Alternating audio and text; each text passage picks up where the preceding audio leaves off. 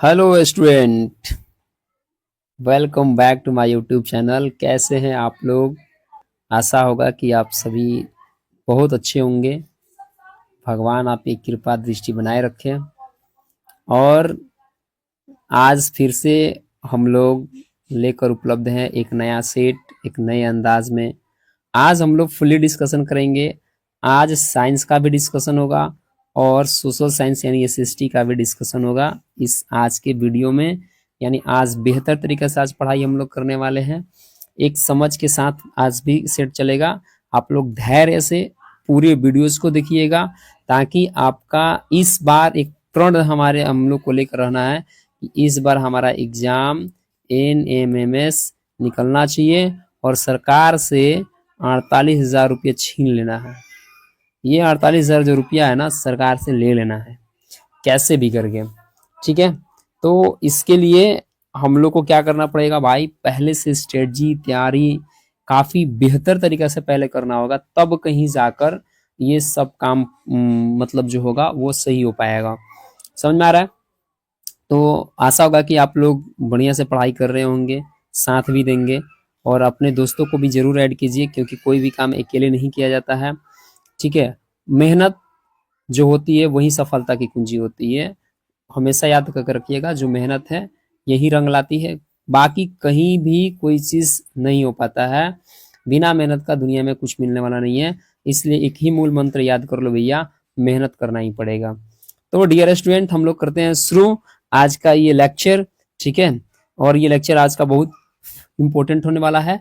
प्रश्न आपके स्क्रीन पे है और ये पहला क्वेश्चन ये है आपके स्क्रीन का। पहला क्वेश्चन है, विशिष्ट ऊष्मा का मात्रक क्या होता है? स्पेसिफिक हीट इसको इंग्लिश में कहते हैं और बताना है कि इसका मात्रक क्या है। जूल प्रति किलोग्राम डिग्री सेल्सियस या किलो जूल प्रति ग्राम डिग्री सेल्सियस या जूल प्रति ग्राम डिग्री सेल्सियस या जूल प्रति ग्राम बताना है। इसका सही जवाब क्या होगा? प्रश्न संख्या आपके पास 1 है और इसका जवाब बताना है क्या होगा।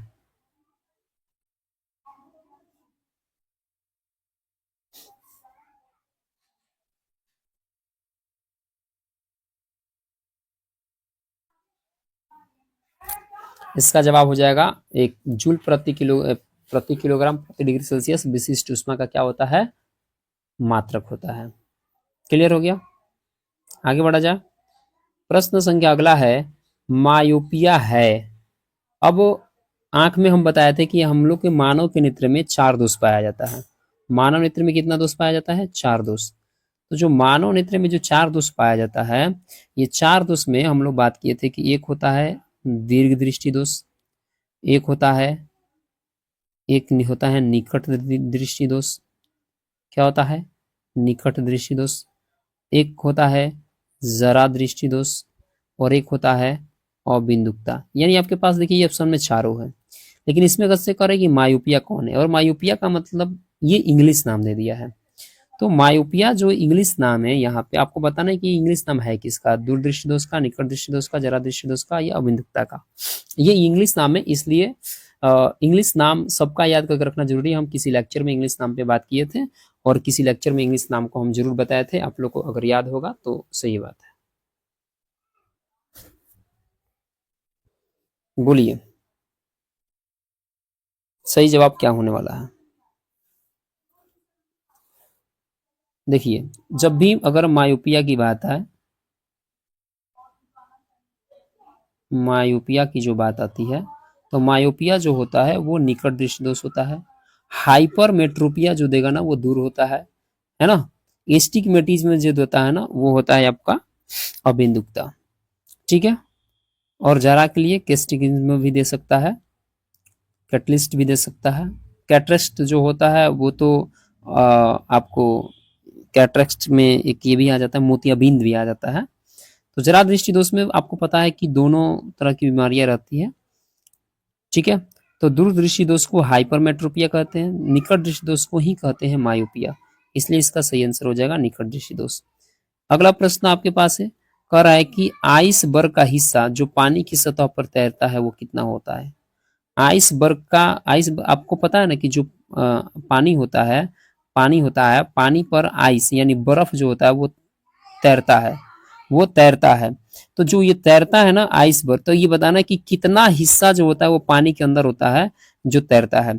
क्या लगभग 10% होता है, या पूरा का पूरा अंदर होता है, या 8% होता है, या केवल आधा होता है? बताना है आपको कि बर्फ का कितना हिस्सा पानी के अंदर होता है, ताकि बर्फ मतलब तैर रहा होता है। बताना है। प्रश्न संख्या 3 है और इसका सही जवाब बताने की कोशिश करना, इसका क्या होगा बताइएगा, ये इसको फास्ट करके आगे बढ़ चला जाए। तो लगभग 10% जो हिस्सा होता है ना, वो आइसबर्ग का हिस्सा जो होता है 10% पानी के अंदर होता है, ठीक है। बाकी 90% ऊपर होता है, इसलिए ये तैरता है, ठीक है।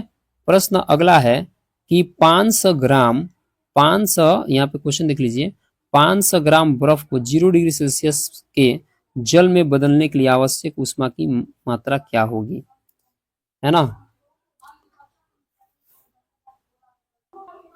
इस छोटा सा न्यूमेरिकल को अगर आप लोग छा दोगे तो भैया आप लोग सॉल्व कर सकते हो आसानी से। और ये आपको हिंट दिया हुआ, और प्रश्न को ध्यान से समझिए। 500 ग्राम बर्फ को 0 डिग्री सेल्सियस पर जल में बदलना है और इसके लिए आवश्यक हमको ऊष्मा चाहिए। तो बर्फ के गलन की गुप्त ऊष्मा का जो मान दे दिया है 80 कैलोरी पर ग्राम। तो आप ध्यान से देखो, 80 कैलोरी जो पर ग्राम आपको दिया हुआ है, तो इसका मतलब क्या हुआ, 80 कैलोरी, 80 कैलोरी जो लिखा हुआ है, 80 कैलोरी जो लिखा हुआ है पर ग्राम, इसका मतलब जब समझिएगा तो समझ में आ जाएगा। पर का मतलब होता है एक, यानी 1 ग्राम में 80 कैलोरी, यानी 1 ग्राम बर्फ को पिघलाने में कितना लग रहा है, 80 कैलोरी एनर्जी लग रही है। तो हमको पिघलाना कितना है भाई, 500 ग्राम पिघलाना है। तो 1 ग्राम के लिए 80, 1 ग्राम के लिए 80 कैलोरी लग रहा है, तब 500 ग्राम के लिए कितना लगेगा, तब 500 से क्या कर देंगे, गुणा कर देंगे, यानी 80 गुणे 500 ग्राम करेंगे, ठीक है, है ना। तो ये कितना होगा, 8×5 40, 40, यहाँ पे 3 गो जीरो आएगा क्योंकि 2 गो जीरो यहाँ से और 1 जीरो यहाँ से, ये 8×5 40, ठीक है। तो ये तो 4000 कैलोरी पर ग्राम हो गया, 4000 कैलोरी, यहाँ मान लो कैलोरी के लिए सी लिख देते हैं, कैलोरी पर ग्राम। तो इसमें तो ऑप्शन में तो है नहीं, तो हम क्या कर रहे हैं कि सारे ऑप्शन में देख लीजिए, सारे ऑप्शन में जो है यहाँ पे किलो में दिया हुआ है। तो जो हमारे पास 4000 जो ये आया था, सॉरी 40,000 जो आया था हमारे पास, इसको हम क्या कर रहे हैं कि किलो में बदलेंगे। तो किलो में बदलने के लिए आपको पता है कि ग्राम से किलो में बदलने के लिए 1000 से भाग देना पड़ता है। तो 1000 से भाग करेंगे तो ये कटेगा और ये किलो में चला गया, यानी 40 आया, 40 आया, तो यानी 40 किलो कैलोरी इसका सही आंसर हो जाएगा। इस प्रकार का जब भी प्रश्न देखा तो इजीली तरीका से सोच समझ के बनाइएगा। क्लियर हो गया। अगला कह रहा है कि 50 न्यूटन के बल द्वारा, प्रश्न है 50 न्यूटन के बल द्वारा, अब फटाक फटाक देखना है, ज्यादा टाइम भी नहीं लेना है ना, कोशिश ये करना है कि फटाक फटाक हो। 50 न्यूटन के बल द्वारा 10 मीटर स्क्वायर क्षेत्रफल पर लगाया गया दाब क्या होगा। तो न्यूटन बल का मान दे दिया और क्षेत्रफल का मान दे दिया, तो दाब का मान बताना है क्या। जो यहाँ पे जो क्वेश्चन है, इस क्वेश्चन को अगर हम लोग इजी तरीका से पढ़ने की कोशिश करेंगे तो बल का मान दिया है हमको, दाब का फॉर्मूला आप लोग बार बार पढ़ते आ रहे हो भाई, इतना सेट लगाए हो कम से कम, अब प्रश्न अपने मन से बताओ। दाब बराबर फॉर्मूला होता है बल बटा क्षेत्रफल, बल बटा क्षेत्रफल। तो बल बटा क्षेत्रफल होता है, तो बल कितना दिया 50, तो रखिए 50, आइए कितना हो गया 10, कितना मार्क्स में कटेगा 0, 5 आया, 10 × 5 = 50, 5 न्यूटन पर मीटर स्क्वायर। आपका ऑप्शन नंबर ए क्या हो जाएगा, सही हो जाएगा। 5 का 1 आपका ऑप्शन क्या हो जाएगा, सही हो जाएगा। कह रहा है कि पानी और पारे की बूंद क्या बनाती है। पानी और पारा का बूंद, यानी H2O को पानी कहते हैं, पारा को हम लोग कहते हैं Hg, ये दोनों मिलेगा तो क्या बनाएगा, पास्कल के नियम द्वारा पारे की बूंदे बनती है, किसके द्वारा, पानी और पारे की बूंदे बनती है। अच्छा सॉरी, क्वेश्चन देखिए, क्वेश्चन थोड़ा सा हम सही से नहीं पढ़े थे।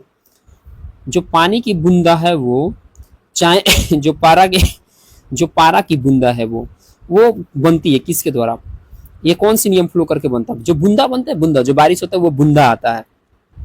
तो बूंदा जो बन रहा है वो किससे वजह से बनता है, क्या पास्कल के नियम से बनता है, क्या आर्किमिडीज के नियम से बनता है, या पृष्ठ तनाव से बनता है, या इनमें से कोई नहीं बनता। प्रश्न संख्या 6 है और इसका जवाब बताना है। सबसे सिंपल जवाब है, पास्कल के नियम भाई दाब का नियम था, तो वो तो होगा नहीं। आर्किमिडीज का जो सिद्धांत था वो तैरने से सिद्धांत था, तो ये तो भाई बूंदा बनने की बात नहीं हुआ। पानी जो आप ऐसे डालते हो ना, चाहे बारिश होता है, बूंदा बूंदा जो बारिश आता है ना, ये बूंदा बूंदा होना, ये सब होना याद रखना पृष्ठ तनाव का कमाल है। सरफेस टेंशन के वजह से ये पानी और पारे की बूंदे बनती है, हमेशा याद रखना। क्लियर हो गया। प्रश्न, बल्ब के अंदर कौन सी गैस भरी गई है? भाई 7 नंबर क्वेश्चन है, बल्ब के अंदर कौन सी गैस भरी है? आपको पता ना चाहिए कि बल्ब के अंदर जो गैस भरा है, नाम जरा सुन लीजिए। उसको नोबेल गैस कहते हैं, या उसको नोबेल गैस क्या कहते रे बाबू? नोबेल गैस कहते हैं, और नहीं तो अक्रिय गैस कहते हैं, नहीं तो निष्क्रिय गैस कहते हैं, उसका नाम है। और इस गैस में कौन कौन आता है ये भी ध्यान से समझना है, ध्यान से समझना है। हीलियम, नियॉन, आर्गन, जेनॉन, एक आता है क्रिप्टॉन। तो ऑक्सीजन और गैसों का मिश्रण तो पहले इसमें से होगा नहीं, क्योंकि नोबेल गैस ये है, ये तो होगा नहीं। आर्गन एक है और क्रिप्टन एक है, तो क्रिप्टन का इस्तेमाल बल्ब में नहीं किया जाता है, आर्गन का इस्तेमाल बल्ब में किया जाता है। कौन सी गैस? आर्गन गैस का इस्तेमाल बल्ब के अंदर गैस भरने में किया जाता है। प्रश्न संख्या 7 खत्म हो गया, हम लोग चलेंगे प्रश्न संख्या यहाँ आप 8 पे। करे वो एक विद्युत हीटर में 220 वोल्ट पर 5 एम्पियर की धारा प्रवाहित होती है, तो हीटर का सामर्थ्य बताना है, क्या होगा? प्रश्न संख्या 8 है और इसका जवाब देना है। विद्युत हीटर में इतना वोल्ट, तो भी का मान दे दिया है, भी का मान दिया है 220 वोल्ट, है ना। विद्युत धारा यानी आई का मान दे दिया है आपका 5 एम्पियर। तो विद्युत हीटर का सामर्थ्य पूछ रहा है, यानी उसकी क्षमता पूछ रही है भाई कितना होगा। तो जब भी क्षमता यानी पावर पूछ रहा है, तो एक फॉर्मूला होता है P बराबर वी आई। क्या फॉर्मूला होता है? P बराबर वी आई, यानी दोनों को क्या कर दीजिए, गुणा कर दीजिए। यानी 22 और 5 को आप जब गुणा कीजिएगा तो आपका आंसर क्या आने वाला है? 22 पचे 110, 110 यानी 1100 वाट आपका सही आंसर हो जाएगा। आप गुणा करके चेक कर लीजिए, 1100 वाट आपका क्या हो जाएगा? सही आंसर हो जाएगा। ठीक है, अगला क्वेश्चन पे बढ़ चला जाए। प्रश्न आपका अगला है, वाटर गैस है। हमने इस क्वेश्चन को एक बार पिछले वाले सेट में किया था भाई। वाटर गैस है कौन? 9 नंबर प्रश्न है और आपको बताना है कि वाटर गैस कौन है। किस गैस को वाटर गैस के नाम से जाना जाता है?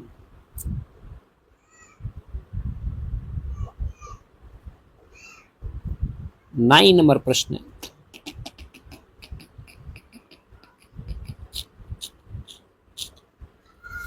वाटर गैस को CO plus H2, CO plus H2 से H2 को ही हम लोग वाटर गैस कहते हैं। ठीक है, प्रश्न संख्या आपके पास 10 है। विद्युत आवेश मापता है, विद्युत आवेश मापता है किसमें? कूलम में कि एम्पियर में कि वाट में, सॉरी वोल्ट में कि वाट में? अब विद्युत आवेश का मात्रक बबुआ होता है कूलाम। विद्युत आवेश का मात्रक क्या होता है? कूलाम। याद रखिएगा। विद्युत धारा का ऐसे मात्रक होता है एम्पियर, विभवांतर का ऐसे मात्रक होता है वोल्ट, अब विद्युत शक्ति का ऐसे मात्रक होता है वाट। मेरा बात सुन लिए हो तो भैया कहीं कॉपी में नोट कर लो, क्योंकि कभी भी आ सकता है। जो वह गैस जो ग्रीन हाउस प्रभाव का कारण है वह कौन है? भाई ग्रीन हाउस प्रभाव का कारण क्या है? CO2 है कि CO है कि CFC यानी क्लोरोफ्लोरोकार्बन है, CNG यानी कंप्रेसर नेचुरल गैस है? क्या है आपको बताना है। ग्रीन हाउस गैस प्रभाव जो है इसका मेन रीजन क्या है? ग्रीन हाउस प्रभाव का मेन रीजन बताना है आपको क्या है। याद रखना, ग्रीन हाउस प्रभाव यानी CO2 गैस है ना, इसके वजह, इसके बढ़ने के वजह से ग्रीन हाउस इफेक्ट होता है। अगला प्रश्न, गैल्वेनाइजेशन, गैल्वेनाइजेशन में आयरन कोटिंग के लिए प्रयुक्त धातु का इस्तेमाल किसमें होता है? गैल्वेनाइजेशन को ही गैल्वेनीकरण कहते हैं। कल का परसों का लेक्चर में यही हाल हुआ है। जो बढ़िया से बच्चा पढ़ाई कर रहा है ना, उसको कोई दिक्कत नहीं है, मेरा सारा का सारा क्वेश्चन का जवाब वो आसानी से दे सकता है। गैल्वेनाइजेशन में आयरन कोटिंग के लिए प्रयुक्त धातु कौन है? जिंक है कि टिन है कि कॉपर है कि निकल है? हमेशा याद रखिएगा, गैल्वेनाइजेशन की क्रिया में किस धातु का इस्तेमाल करते हैं भैया? तो जिंक धातु का इस्तेमाल किया जाता है। पिछले सेट में भी हमने इस पर बात किया था। प्रश्न संख्या 13 आपके पास है। निम्नलिखित में कौन गैस K2Cr2O7 पेपर के नारंगी रंग को हरा कर देती है? K2Cr2O7 है पोटेशियम डाइक्रोमेट जिसको हम लोग बोलते हैं, है ना। आपको बताना है कि कौन सी ऐसा गैस है जो इसके पेपर को नारंगी को हरा कर देगा? कौन है? क्या HCl है, या SO2 है, या H2S है, या NO2 है? प्रश्न संख्या 13 है। नहीं याद होगा तो भैया याद कर लो, HCl जो होगा, है ना, ये हाइड्रोक्लोरिक एक एसिड की तरह होता है, लेकिन ये गैसीय फॉर्म में जब होगा तो ये इसके पेपर को नारंगी को क्या कर देता है? हरा कर देता है। अमलगम क्या है भाई? कल हम लोग जस्ट पढ़े थे कि अमलगम क्या है। कल ही हम लोग पढ़ाई किए थे सेट में कि अमलगम क्या है, पढ़े थे सेट में ना, हम लोग कल का पिछले लेक्चर में किए हैं। और ये पिछला लेक्चर का जो प्रश्न है आप बताइएगा, अमलगम, अमलगम मिश्रण है। अमलगम कब आप अमलगम कहिएगा? आप बताइए किस कंडीशन में आप अमलगम कहिएगा? कल ही जस्ट इस प्रश्नों को हम लोग किए थे। धातु प्लस पारा हो, अधातु प्लस पारा हो, धातु और अधातु और पारा हो, इनमें से कोई नहीं।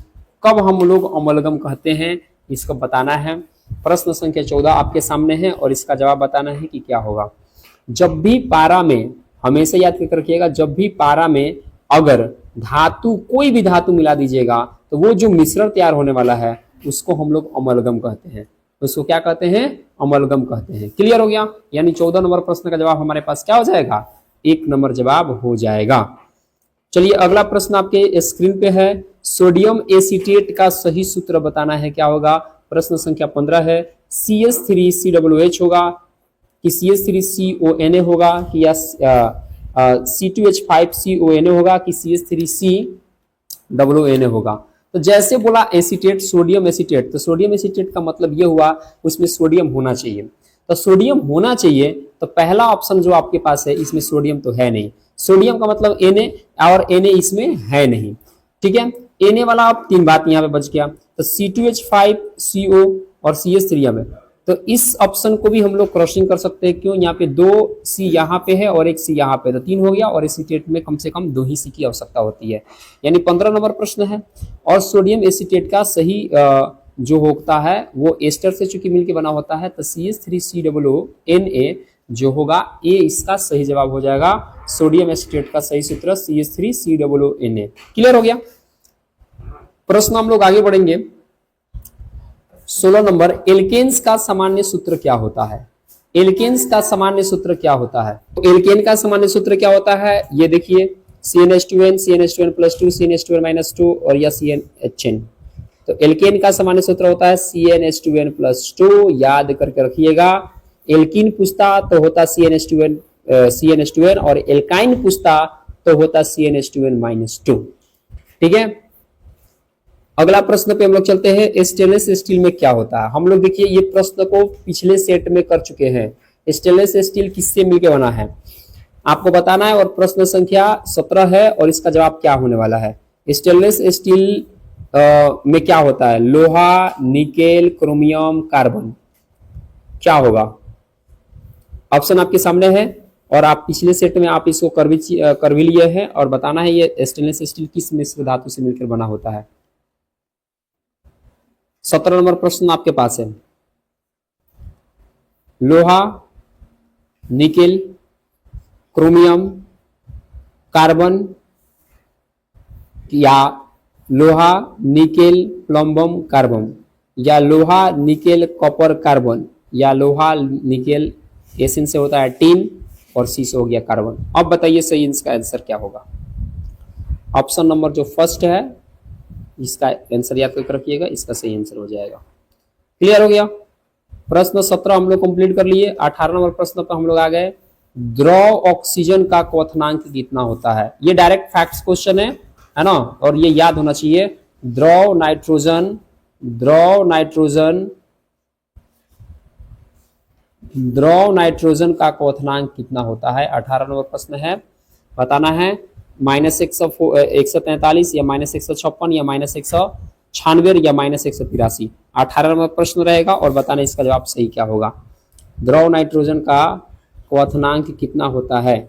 -183 डिग्री सेल्सियस इसका सही जवाब हो जाएगा। 19 नंबर प्रश्न है। 2 घुलनशील द्रवों को अलग किया जाता है। 2 घुलनशील, 2 द्रव जो एक दूसरे में घुल गया है और उसको आपको अलग करना है, तो कौन सा मेथड अपनाइएगा कि 2 घुलनशील द्रवों को अलग कैसे आप कर सकते हैं? क्या आसवन विधि से, या प्रभाजी आसवन विधि से, या वाष्पीकरण से, या फेनेल से? आप किससे अलग कीजिएगा? 19 नंबर प्रश्न आपके पास है यहाँ पे, और बताना है कौन सा आप मेथड अपनाइएगा। तो प्रभाजी आसवन एक मेथड होता है, जब दो घुलनशील द्रव हो जाता है तो इस मेथड से दोनों को क्या किया जाता है? अलग किया जाता है। प्रश्न 20 है आपके पास, वातावरणीय नाइट्रोजन को नाइट्रेट में बदलने की क्रिया को क्या कहते हैं? वातावरणीय नाइट्रोजन को नाइट्रेट में बदलने की प्रक्रिया क्या कहलाती है? नाइट्रोजन स्थिरीकरण, नाइट्रोजनीकरण, या नाइट्रीकरण, या विनाइट्रीकरण? 20 नंबर प्रश्न है और आपको बताना है नाइट्रोजन स्थिरीकरण। और नाइट्रोजन स्थिरीकरण का काम जो करता है, पेड़ पौधा के जड़ में पाया जाने वाला कौन सा? दलहनी पौधा के खास तौर पर जड़ में पाया जाता है, जिसका नाम है राइजोबियम। क्या नाम है? राइजोबियम नामक जो बैक्टीरिया होता है वो नाइट्रोजन गैस को स्थिरीकरण करता है, ये प्रोसेस करता है। वातावरण की नाइट्रोजन को क्या कर लेता है? स्थिरीकरण करता है। क्लियर हो गया? 21 नंबर प्रश्न है, निम्नलिखित में से लाफिंग गैस किसे कहते हैं? हंसना, हंसने वाला गैस, हंसने वाला किसको कहते हैं? आपको बताना है। यहाँ पे सही जवाब क्या होगा? हाइड्रोजन ऑक्साइड यानी क्या H2O को कहते हो? H2O2 को कहते हो? नहीं भैया। नाइट्रस ऑक्साइड यानी N2O को कहते हो? नाइट्रिक ऑक्साइड, क्या नाइट्रिक ऑक्साइड क्या हो जाएगा? N2O2 को कहते हो? या अमोनियम नाइट्रेट यानी HNO3 इसको बोलते हो? किसको बोलते हो? Nitrous oxide is the right answer. Laughing gas nitrous oxide को कहा जाता है। फॉर्मूला याद कर रखिएगा, N2O इसका सही जवाब होगा। अगला प्रश्न, कार्बन का शुद्धतम रूप क्या है? कार्बन का जो शुद्धतम रूप होगा वो क्या होगा?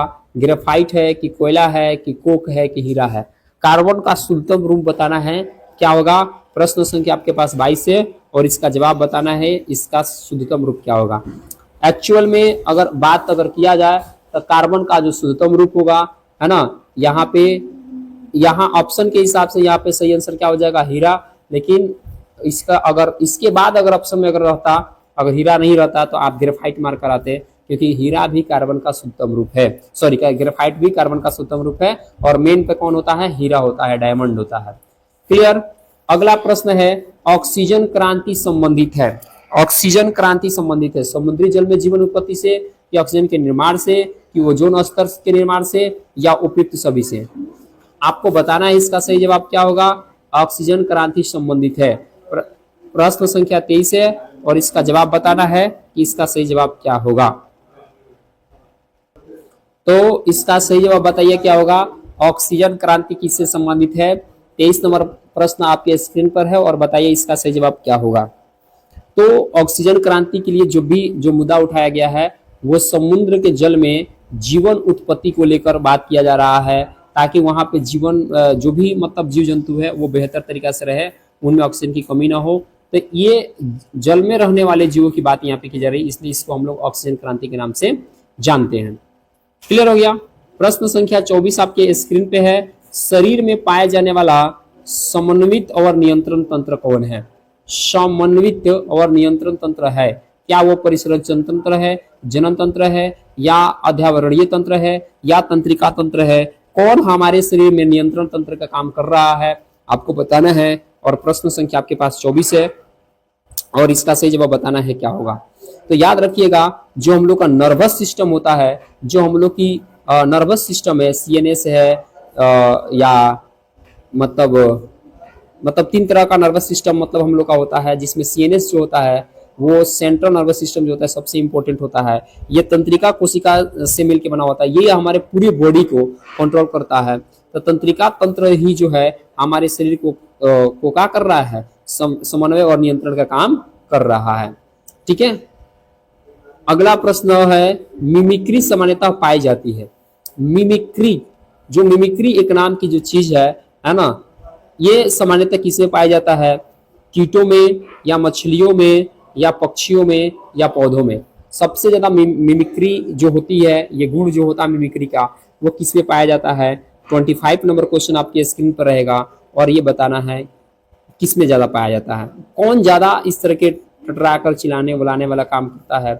तो वो होता है कीट। कौन होता है? कीट होता है। और इसका सही जवाब हो जाएगा नंबर 1।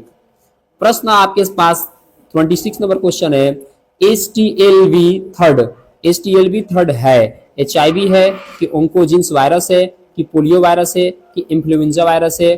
26 नंबर आपके पास क्वेश्चन रहेगा और इसको बताना है कि इसका सही जवाब क्या होगा। तो HTLV3 का इस्तेमाल जो किया जा रहा है ये जो है वह है HIV। क्या है? HIV है, ह्यूमन इम्यूनो वायरस। क्लियर हो गया? प्रश्न हम लोग आगे बढ़ेंगे। 26 कंप्लीट कर लिए, यानी 27 नंबर क्वेश्चन की तरफ हम लोग आ गए हैं और ये है वेजिटेबल अल्कलॉइड। ये हम लोग प्रश्न पढ़े थे, वेजिटेबल अल्कलॉइड है। इसका बताइए इसका सही जवाब क्या होने वाला है। वेजिटेबल अल्कलॉइड क्या है? स्मैक है कि हीरोइन है कि कैफीन है कि कोकीन है? इसका सही आंसर हो जाएगा कोकीन। वेजिटेबल अल्कलॉइड क्या है? तो यह कोकिंग है, इसका सही जवाब कोकिंग हो जाएगा। ठीक है, अगला हम लोग पढ़ेंगे बीज नहीं पाया जाता है। किसमें बीज नहीं पाया जाता है? याद करके रखिए, ऑप्शन सुन लीजिए पहले। द्विबीजपत्री पौधे में, एक बीजपत्री पौधे में। अरे भैया जब ये बीजपत्री नामे है तो इसमें बीज नहीं पाया जाएगा, तो द्विबीजपत्री एक बीजपत्री, ऐसे ही ऑप्शन गलत हो गया। बच गया आपके पास जिम्नोस्पर्म और ब्रायोफाइटा। तो इन दोनों में से बताइए। अब तीसरा और चौथा ऑप्शन को आप कैंसिल करना सीखिए कि किसमें, इन दोनों में से किसमें बीज नहीं पाया जाता है। और प्रश्न संख्या 28 है, किसमें बीज नहीं पाया जाता है? तो ये हो गया आपका ब्रायोफाइटा। ब्रायोफाइटा में आपका बीज नहीं पाया जाता है। प्रश्न संख्या आप 29 आ गया। केला पौधे का विकास होता है। केला पौधा जो है इसका विकास होता है राइबोसोम से, बीज से, स्टोलन से या शक्कर से। केला पौधे का विकास बताइए किससे होता है। प्रश्न संख्या आपके पास 29 है और इसका जवाब बताना है कि आपका क्या होने वाला है। याद रखिएगा केला पौधा का विकास जो होता है वो होता है शक्कर से।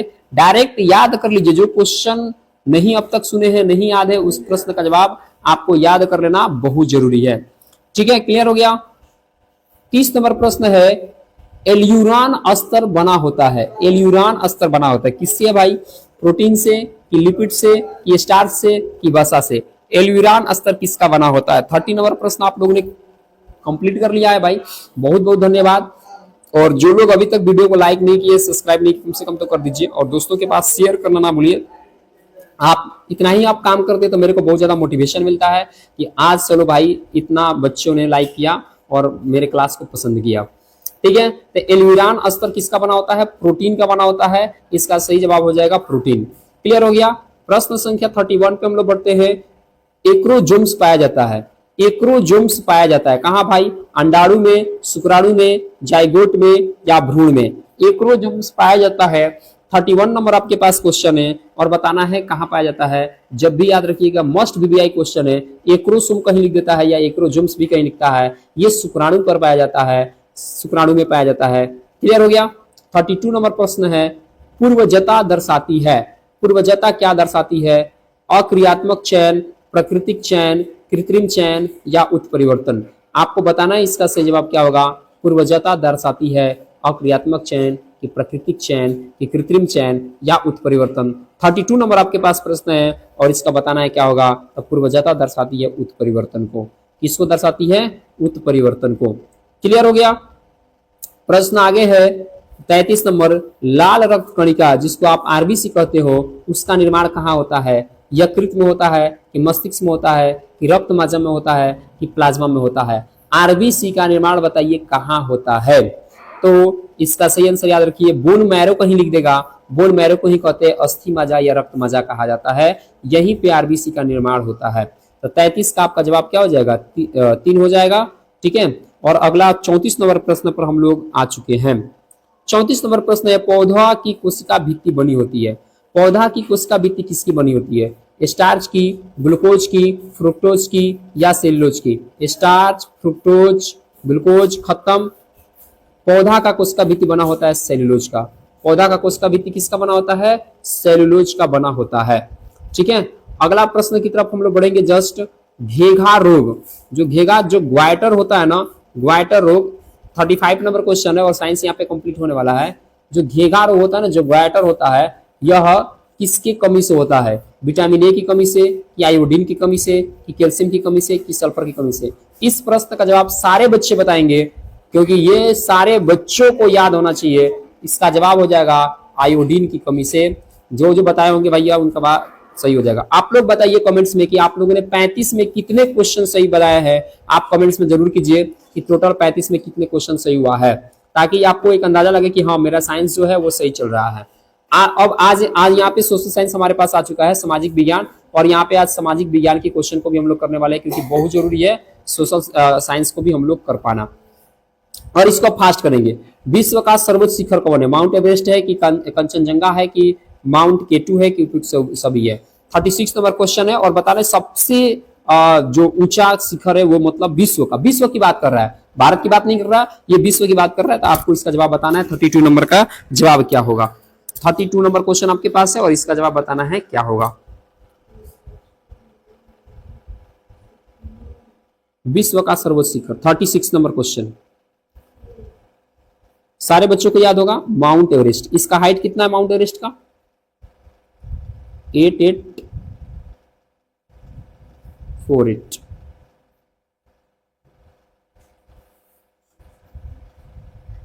अगला प्रश्न यहां पे देख लो भाई, भाखड़ा नांगल जो परियोजना है वो किस नदी पर है? भाखड़ा नांगल जो परियोजना है वो किस नदी के ऊपर? कृष्णा, कावेरी, महानदी, सतलज? किस पर है भाखड़ा नांगल परियोजना? कृष्णा गलत, कावेरी गलत, बच गया आपके पास सतलज या महानदी। इन दो ऑप्शन में से चूज कीजिए। भाखड़ा नांगल परियोजना किस नदी के ऊपर अवस्थित है? 37 नंबर क्वेश्चन का जवाब हो जाएगा सतलज नदी। ठीक है, भाखड़ा नांगल जो परियोजना है वह सतलज नदी पर अवस्थित है, बनाई गई है। अगला प्रश्न 38 आपके स्क्रीन पे है कि अणु ऊर्जा उत्पादन करने के लिए खनिज प्रयोग किया जाता है। अणु ऊर्जा उत्पादन करने के लिए कोई खनिज का उत्पादन, अणु ऊर्जा का मतलब यही हो गया न्यूक्लियर एनर्जी जो हम लोग तैयार करते हैं, है ना, जिसे इलेक्ट्रिक भी तैयार किया जाता है। इसमें इस्तेमाल किसका किया जाता है? अभ्रक का, बॉक्साइट का, यूरेनियम का या लिग्नाइट का? तो देखिए अणु ऊर्जा तैयार करने के लिए अभ्रक का इस्तेमाल नहीं करते हैं, बॉक्साइट का इस्तेमाल नहीं करते हैं, लिग्नाइट का इस्तेमाल नहीं करते हैं, यूरेनियम का इस्तेमाल किया जाता है ना। यही यूरेनियम जो है इसी से एटम बम वगैरह तैयार किया जाता है, क्योंकि ये क्या होता है, रेडियो एक्टिव एलिमेंट्स होता है। क्षेत्रफल की दृष्टि से भारत विश्व में कौन सा स्थान है? क्षेत्रफल की दृष्टि से बात कर रहा है कि भारत जो है वो विश्व में कौन सा स्थान पे है। ये बच्चा सारे बच्चे प्रश्न बता देंगे मेरे ख्याल से। छठा, चौथा, सातवां, तीसरा, जवाब क्या हो जाएगा? सातवां इसका सही आंसर हो जाएगा। क्षेत्रफल की दृष्टि से भारत का सातवां स्थान है। जूट उद्योग एक है, कृषि आधारित है कि पशु आधारित है कि खनिज आधारित है कि उपयुक्त में से कोई नहीं? तो जो जूट होता है जिसको हम लोग पटसन भी कहते हैं, वह किस आधारित है? आपको इसका जवाब बताना है। तो याद रखिएगा जूट बोया जाता है, खेतों में उगाया जाता है, और ये बरसात का फसल मतलब है ना, जिससे हम लोग पटुआ निकाल के उससे क्या करते हैं, उससे रस्सी तैयार किया जाता है, सूती का बोरा वगैरह बनाया जाता है। तो ये कृषि आधारित उद्योग होता है। भारत में रेल का प्रारंभ कब हुआ? भारत में रेल का प्रारंभ कब हुआ? 53 में कि 55 में कि 63 में कि 73 में? 1800 बताना है। तो भारत में रेल का जो प्रारंभ हुआ था वो हुआ था 1853 में। इसका सही जवाब हो जाएगा। 42 नंबर प्रश्न आपके स्क्रीन पर है, सबसे लंबा रेल मार्ग का नाम बताइए क्या है? सबसे लंबा रेल मार्ग क्या कनाडियन पैसिफिक रेल मार्ग है कि ट्रांस साइबेरियन है कि ओरिएंटल एक्सप्रेस रेल मार्ग है कि उपयुक्त में से कोई नहीं है? 42 नंबर क्वेश्चन आपके पास रहेगा और बताना है सही जवाब क्या होगा। नाम बहुत बढ़िया है, ट्रांस साइबेरियन। तो भैया एक नाम याद कर लो, ट्रांस साइबेरियन सबसे लंबा रेल मार्ग है। ठीक है। नेहरू रोजगार योजना कब प्रारंभ की गई थी? 1989, 1988, 1990, 1991? 43 नंबर क्वेश्चन आपके पास है यहाँ पे, और 43 का जवाब बताना है क्या होगा। 43 1989। 1989 में नेहरू रोजगार योजना प्रारंभ किया गया था। प्रश्न है, विश्व का सबसे बड़ा महासागर कौन है? विश्व का सबसे बड़ा महासागर प्रशांत, हिंद, आर्कटिक, अंटार्कटिक? बताइए। अटलांटिक। प्रशांत है कि हिंद है कि आर्कटिक है कि अटलांटिक है? 44 नंबर प्रश्न है और बताना है क्या होगा। सबसे बड़ा महासागर सारे बच्चों को याद होगा, प्रशांत महासागर, पैसिफिक ओशियन जिसको हम लोग कहते हैं। ठीक है। अगला प्रश्न है, आपको यहाँ पे सुमेलित करना है ना, और बताना है कौन सा सुमेलित सही नहीं है। तो भाखड़ा नांगल परियोजना अभी आप लोग पढ़े सतलज नदी पर है, ठीक है, ये तो सही है। और नागा अर्जुन जो दिया है कृष्णा पर, फराक्का बांध दिया है गंगा पर, रिहंद बांध दिया है रिहंद पे। तो रिहंद जो बांध है यही गलत है, क्योंकि रिहंद परियोजना रिहंद नदी पे है। रिहंद योजना रिहंद नदी पर है, यानी 45 का 4 हो जाएगा। रिहंद परियोजना जो है किस नदी पर है? रिहंद नदी पर है, गंगा नदी पर नहीं है। अगला सिंपल सा प्रश्न है, आंध्र प्रदेश की राजधानी कहाँ है? आंध्र प्रदेश की राजधानी कोलकाता, हैदराबाद, मुंबई, चेन्नई। तो कोलकाता तो नहीं है भाई, पश्चिम बंगाल का राजधानी कोलकाता है। तमिलनाडु का राजधानी चेन्नई है। महाराष्ट्र का राजधानी मुंबई है। ऐसे ही कट गया था। आंध्र प्रदेश का राजधानी हैदराबाद है। इसका सही आंसर हो जाएगा। भारत में सर्वाधिक प्राचीन पर्वत कौन है? अरावली का पर्वत, कि नीलगिरी का, कि सतपुड़ा का, कि विंध्याचल का? 47 नंबर क्वेश्चन बताना है क्या? अरावली नाम से भी कुछ पता हो जाना चाहिए। अरावली जो नाम है, इस नाम से भी पता कीजिए, ये पर्वत सबसे प्राचीन पर्वत है। ठीक है। अगला प्रश्न है, विश्व का सबसे बड़ा मीठे पानी का झील कौन है? सबसे बड़ा मीठा पानी का झील, 48 नंबर क्वेश्चन। सुपीरियर है, कि बैकाल है, कि विक्टोरिया है, कि चिल्का झील है? 48 नंबर प्रश्न है। और विश्व की सबसे बड़ा मीठा पानी का झील बताना है, क्या होगा? तो सुपर से सुपीरियर याद कर रखिएगा। सबसे सुपर मीठा पानी का झील है सुपीरियर झील। तो सुपर से सुपीरियर याद कर रखिएगा, यह है मीठा पानी का सबसे बड़ा झील। 49 नंबर प्रश्न है, संयुक्त राज्य अमेरिका की राजधानी कहाँ है?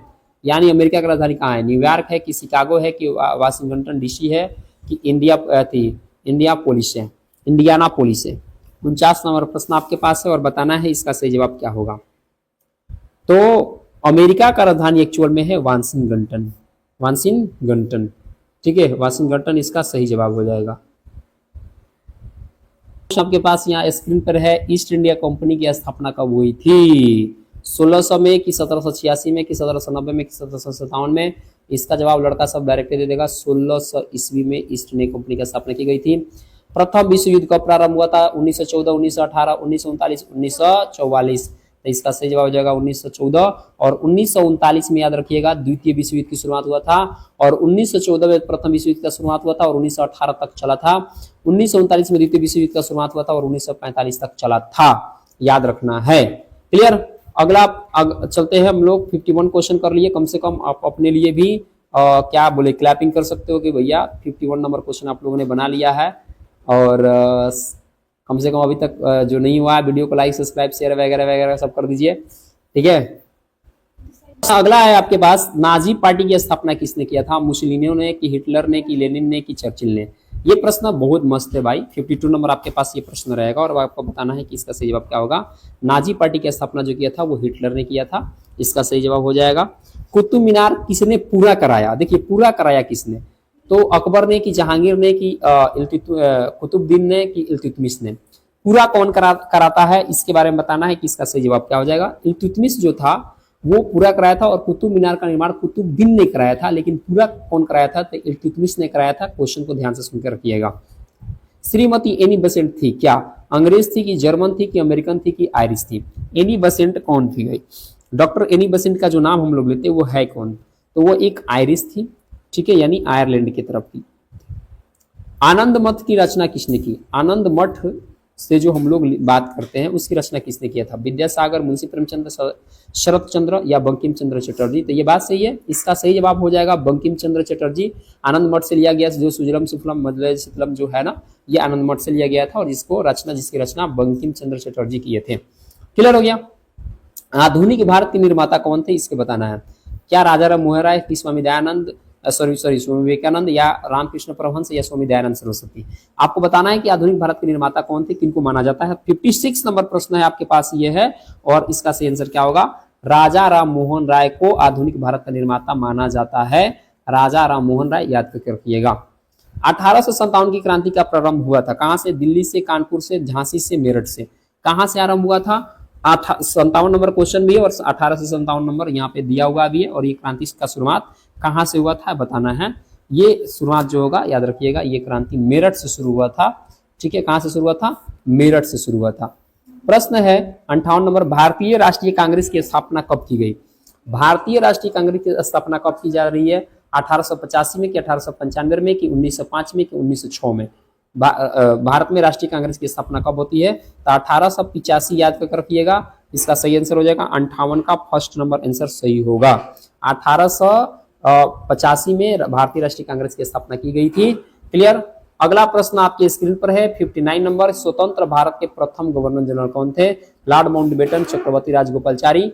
और स्वतंत्र भारत का प्रथम गवर्नर जनरल की बात कर रहा है डॉक्टर राजेंद्र प्रसाद और पंडित जवाहरलाल नेहरू। तो पहले दो लोगों को पहले काट दीजिए, डॉक्टर राजेंद्र प्रसाद और पंडित जवाहरलाल नेहरू को यहाँ से कट कर दीजिए।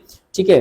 अब बचे लॉर्ड माउंटबेटन या सी राजगोपालचारी भी लिखता है, या चक्रवर्ती राजगोपालचारी। इन दोनों में से कौन थे? तो स्वतंत्र भारत जब आजाद हुआ था उसके बाद भारत का प्रथम गवर्नर जनरल कौन बने थे, जिसकी बात बताना है। 59 नंबर क्वेश्चन आपके पास है और इसका जवाब बताइए क्या होगा। Lord Mountbatten. भारत जब आजाद हो गया था ना उसके बाद भी लॉर्ड माउंटबेटन भारत में बना रहा। ठीक है। और अगर प्रश्न पूछता ना कि स्वतंत्र भारत का प्रथम भारतीय गवर्नर जनरल कौन थे, अगर भारत का भारतीय गवर्नर जनरल पूछता ना तब हो जाता राजगोपालचारी।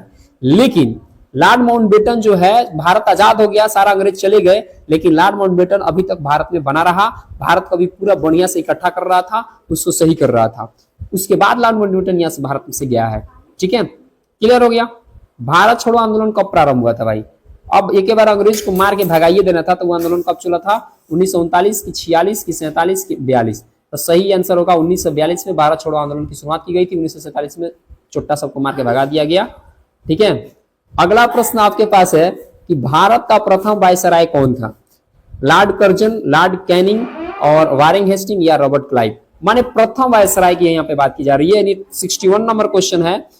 लॉर्ड कैनिंग जो था वो भारत का प्रथम वायसराय था। कौन था? Lord Canning. 62 नंबर प्रश्न आपके पास है, दिल्ली में निम्नलिखित सुल्तानों में आगरा नगर की स्थापना किसने किया था? दिल्ली के निम्नलिखित सुल्तानों में आगरा नगर की स्थापना किसने की? क्या बलबन किया था, अलाउद्दीन खिलजी किया था, मोहम्मद बिन तुगलक किया था, या सिकंदर लोदी किया था? आपको बताना है। 62 नंबर प्रश्न है आपके पास और इसका सही जवाब क्या होगा? सिकंदर लोदी। 62 का सही जवाब हो जाएगा सिकंदर लोदी। यही कहा क्या था कि आगरा नगर की स्थापना किया था। और आगरा आज जानबे करते हो बहुत फेमस है, झागरा के लिए नहीं, वो ताजमहल के लिए फेमस है। निम्नलिखित में कौन सा मूल अधिकार नहीं है? मूल अधिकार हम लोग का कौन नहीं है भाई? शोषण के विरुद्ध अधिकार, संपत्ति का अधिकार, धर्म की स्वतंत्रता का अधिकार और स्वतंत्रता का अधिकार। आपका मूल अधिकार क्या नहीं है? हम लोग को जो मूल अधिकार मिला हुआ है क्या नहीं है? शोषण के विरुद्ध अधिकार, संपत्ति का अधिकार, धर्म की स्वतंत्रता का अधिकार या स्वतंत्रता का अधिकार। 63 नंबर प्रश्न रहेगा और बताना इसका सही जवाब क्या होगा। कभी भी याद रखिएगा, अगर हमारा शोषण होगा तो ये हमारा मूल अधिकार है, हम उस पर विवाद कर सकते हैं, इसको रोक सकते हैं। तो शोषण के विरुद्ध अधिकार गलत हो जाएगा। धर्म की स्वतंत्रता, हम किसी भी धर्म को मान सकते हैं, या हमारा संविधान आजादी देता है, तो ये भी बात सही है, इसलिए इसके हिसाब से गलत होगा। भाई हम स्वतंत्र है, ये हमारा अधिकार है, लेकिन संपत्ति का अधिकार हमारा मूल अधिकार नहीं है। हम किसी तरह का भी संपत्ति 2 नंबर 3 नंबर धंधा करके नहीं रख सकते हैं। समझा कि ना आया? संपत्ति का अधिकार ये हमारा मूल अधिकार में नहीं दिया गया है। क्लियर हो गया?